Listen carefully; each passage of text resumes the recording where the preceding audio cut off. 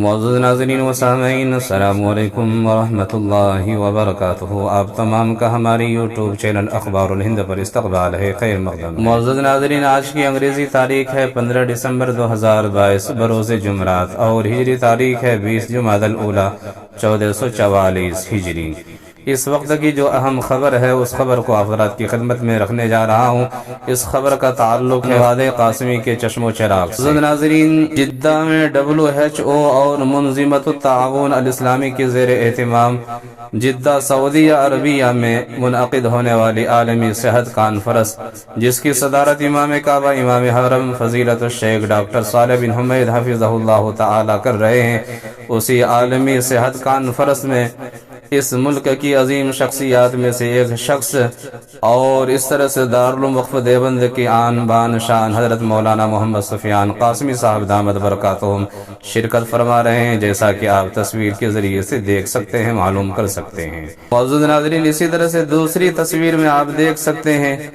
کہ کس طرح سے حضرت مولانا محمد سفیان قاسمی صاحب دامت برکاتہم العالیہ عمرے کی ادائیگی میں مصروف ہے، اور عمرے کی ادائیگی کی خوبصورت دلکش روح پرور مناظر آپ تصویر کے ذریعے سے دیکھ سکتے ہیں۔ اللہ تبارک و تعالی خانوادہ قاسمی کے چشم و چراغ نبیر حکیم الاسلام جانشین خطیب الاسلام حضرت مولانا سفیان قاسمی صاحب دامت برکاتہم کی عمر میں برکت عطا فرمائے، امت کو آپ سے استفادہ کا خوب موقع نصیب عنایت فرمائے، اور آپ کے سائے عاطفت کو امت کے اوپر تا دیر قائم اور دائم رکھے۔ معزز ناظرین، بتایا جاتا ہے کہ حضرت نانوتوی رحمت اللہ علیہ نے روض رسول صلی اللہ علیہ وسلم کو خطاب کر کے کہا تھا، ہزاروں بار تجھ پر اے مدینہ میں فدا ہوتا ہوں،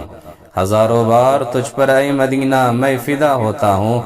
جو بس چلتا تو مر کر بھی نہ تجھ سے میں جدا ہوتا۔ اور آج انہی کے جانشین حضرت مولانا محمد سفیان صاحب قاسمی دامت برکاتہم محتمم دارالعلوم وقف دیوبند نے بھی زیارت حرم کے وقت اپنے فرط جذبات میں ضرور یہ کہا ہوگا، ہزاروں بار تجھ پر اے قبلہ میں فدا ہوتا ہوں، جو بس چلتا تو مر کر بھی نہ تجھ سے میں جدا ہوتا۔ اللہ تبارک و تعالی سلامت رکھے اور حضرت والا کا فیض سارے عالم میں